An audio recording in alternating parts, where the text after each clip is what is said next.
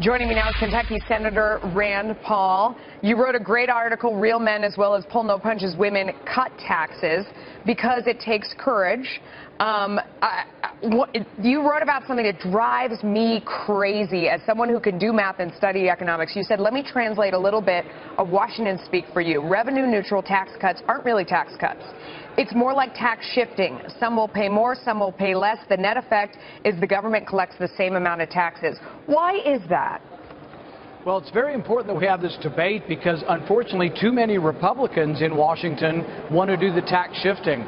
Ever since I've come up here and I met these folks, they're like, oh, we want to do revenue-neutral tax reform. I'm like, why bother? I say, if that's what we're for, I'm going home because I want to lower taxes to leave more money in the hands of those who earned it, to stimulate the economy, but also to shrink the size of government. So I would not only cut taxes, I would cut spending as well. But the way they look at it is, oh, we'll cut taxes a little bit, but we'll raise somebody else's taxes so it doesn't do anything to the deficit. And I'm like, no, let's cut spending. Yeah. And so it infuriates me, the debate as it exists in Washington. It is because, so politicians talk about being responsible, about how are you going to pay for those tax cuts is one of those phrases you hear all the time. And whenever you hear that speak, I mean, is it always true that we're hearing someone talk about the idea that they want to make up for the lack of revenue with more revenue somewhere else? Do they ever mean that they're going to cut the spending to match that cut in revenue? No, they completely ignore that side of the ledger. But the thing is that when we really cut taxes dramatically, when Kennedy did it, and then when Reagan did it again, we got enormous growth.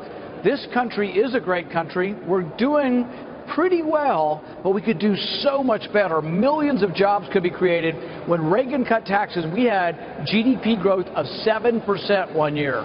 We could have that again. Yeah. China grew like that for decades. We could do it again in our country and keep those jobs here, keep them from going overseas, but we need to cut our taxes. So you said something really important there. Treasury Secretary Steve Mnuchin talked about paying for these tax cuts by making it up in growth in the economy, that when more money stays in the hands of the people in our audience that are watching, when you earn it, you get to keep more of it, that it grows the economy. Same with corporations, they'll hire more people. But that growth alone, does that make up for the loss of revenue in order to not grow the debt? Or do we still, even with that growth, have to cut the size of government?